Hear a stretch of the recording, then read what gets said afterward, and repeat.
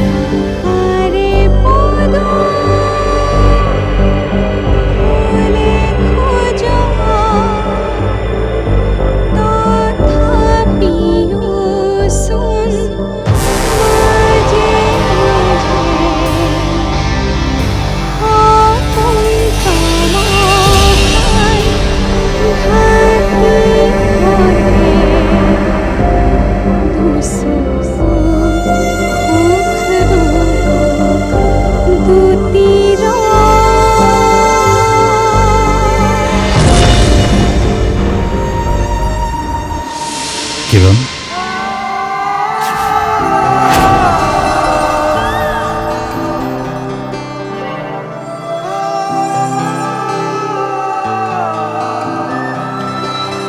আজিৰ পৰা এই কোঠাটো তোমালোকৰ। মই আৰু তোমাক কেতিয়াও অশান্তি দিবলৈ নাহোঁ। তোমাৰ প্ৰতি মই বহুত অন্যায় কৰিলোঁ নহয়। তোমাৰ মৰম ভাল পোৱা মই অকণো গুৰুত্ব নিদিলোঁ। মোক চাগে তুমি কেতিয়াও ক্ষমা কৰিব নোৱাৰিবা। মোৰ সন্তান দুটায়ো মই নথকাৰ বাবে বৰ ভাল পাইছে। চোৱাচোন, সিহঁত কিমান শান্তিৰে শুই আছে। বাপেকৰ পৰা সিহঁতে অনাদৰ আৰু ভয়ৰ বাদে আন একো নাপালে। তুমি এনেকুৱা কিয় কৰিলা দিগন্ত? কিয় মোৰ জীৱনটো তুমি বিষাক্ত কৰি তুলিলা? মই কিয় এনেকুৱা হলো মই নিজেই নাজানো কিৰণ। মই তোমাৰ প্ৰতি যি ভুল কৰিলোঁ, মোৰ সন্তানৰ প্ৰতি মই যি ভুল কৰিলোঁ, তাৰ শাস্তি তুমি মোক দিলা। বৰ নিৰ্দয় শাস্তি দিলা কিৰণ। তোমাৰ ওচৰত ক্ষমা খোজাৰ সুবিধা মোক নিদিলা।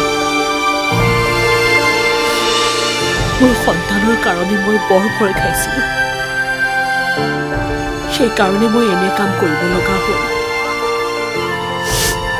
মোক বিশ্বাস কৰা দিগন্ত, তোমাক হত্যা কৰিবৰ বাবে মই তোমাৰ লগত গুচি অহা নাছিলোঁ। হোৱাবোৰ হৈ গ'ল কিয়? তুমি বা মই যিবোৰ কৰিলোঁ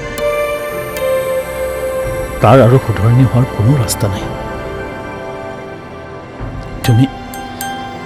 তুমি সন্তান দুটাক লৈ সুখী হোৱা। তোমালোক সুখত থাকা কিৰণ। তুমি মোক ক্ষমা কৰা দিগন্ত। মই বৰ ডাঙৰ পাপ কৰিলোঁ। মোক তুমি ক্ষমা কৰা। মোক তুমি ক্ষমা কৰা দিগন্ত।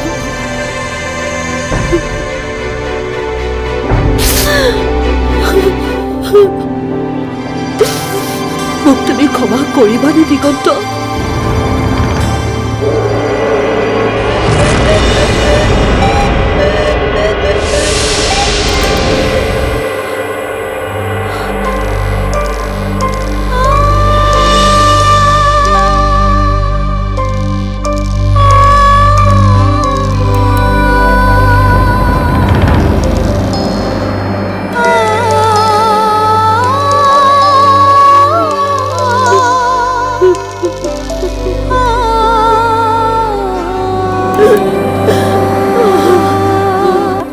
মৰ্ণিং গুড মৰ্ণিং আহক বহক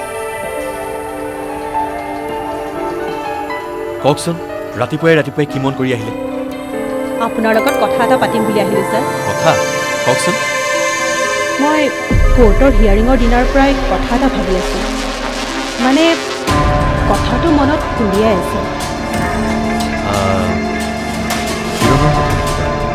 হয় মানে কিৰণ পাৰ এতিয়া কি হ'ব মানে তেওঁতো এতিয়া ঘৰত আছে ঘৰলৈ আহিল কিন্তু সন্তান দুটাক লৈ তেওঁ অকলশৰে কিমান দিন থাকিব সন্তান দুটাক উপযুক্ত কৰাৰ বাবে তেওঁক এটা ছাপৰ্টৰ প্ৰয়োজন নহ'বনে আপুনি ঠিকেই কৈছে কিৰণৰ বাবে কিবা এটা ছেটেলমেণ্ট কৰিব পৰা হ'ব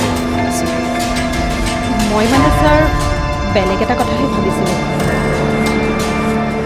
কথাটো আপোনাক কোৱা অধিকাৰ মোৰ আছেনে নাই মই নাজানো আপোনাক এডভাইচ দিয়াৰ ক্ষমতাও নাই কিন্তু কথাটো কি কওকচোন আপোনাৰ অকলশৰীয়া জীৱনটো কিৰণ বা আৰু তেওঁ সন্তান দুটাক সংগী কৰি ল'ব নোৱাৰে জানো এই কথাটোৱে আজি কেইবাদিনো মোৰ মনত খুন্দিয়াই আছে কথাটো কোৱাৰ বাবে বেয়া নাপাব ছাৰ এই কথাটো ক'বৰ বাবে আপোনাক কিৰণে কৈছে নাই কিৰণ বাৰ লগত এই বিষয়ে মোৰ কোনো কথাই হোৱা নাই এয়া একান্ত মোৰ নিজৰ কথা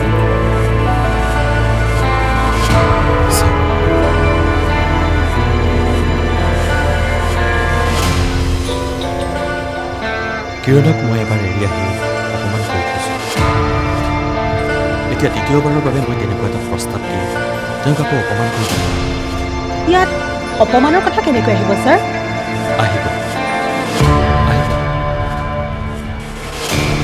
কিৰণক যদি মই এতিয়া মোৰ সংগী কৰিব বিচাৰোঁ গোটেই কথাটো এনেকুৱা হৈ পৰিব যে মই মোৰ স্বাৰ্থৰ কাৰণে তেওঁৰ কাৰণে ইমানখিনি কৰিলোঁ মোৰ ওপৰত আকৌ এবাৰ ভুল ধাৰণা কৰাৰ সুবিধা মই তেওঁক দিব বিচাৰোঁ মই কিৰণ বাক এবাৰ সুধি চাম নেকি আপোনাৰ প্ৰতি তেওঁৰ বৰ্তমান মনোভাৱ কি প্লিজ এই বিষয়ে আপুনি কিৰণৰ লগত এষাৰ কথা নাপাতিব মোক আমি লগহে কৰিব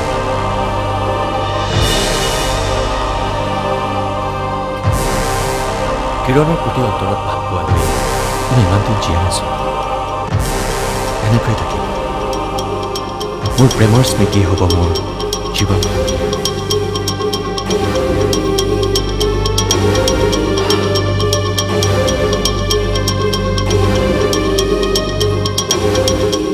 জীৱনৰ বাকী দিনকেইটা মই এনেকৈ কটাব পাৰিম প্লিজ মোক এনেকৈ থাকিব লাগিব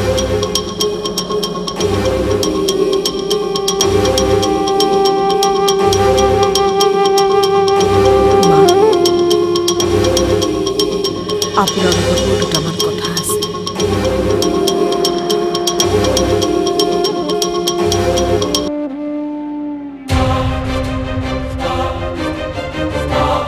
মা আপুনি মোক মাত এষাৰো নিদিয়ে কিয়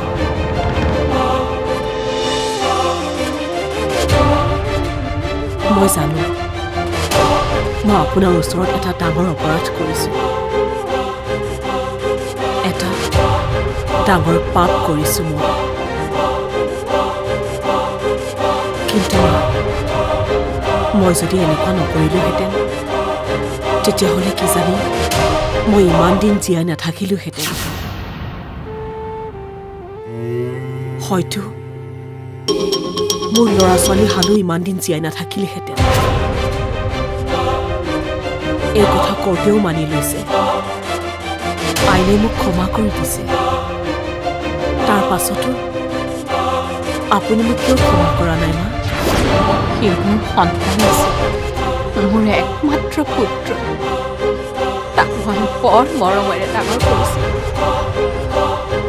মোৰ একমাত্ৰ পুত্ৰ যাৰ কাৰণে আঁতৰি যাবলৈ হ'ল তাক মই কেনেকৈ ক্ষমা কৰোঁ সেইজন মানুহৰ বাবেই মোৰ আৰু মোৰ সন্তান দুটাৰ প্ৰাণৰ সংশয় দেখা পাইছিলোঁ মোৰ সন্তানক বচাবৰ বাবেই সেই কথাও মই বুজিছোঁ মোৰ মগজুৱে কৈছে তোমাৰ ঠাইত মই হোৱা হ'লে কিজানি এনে কামেই কৰিলোঁ হয়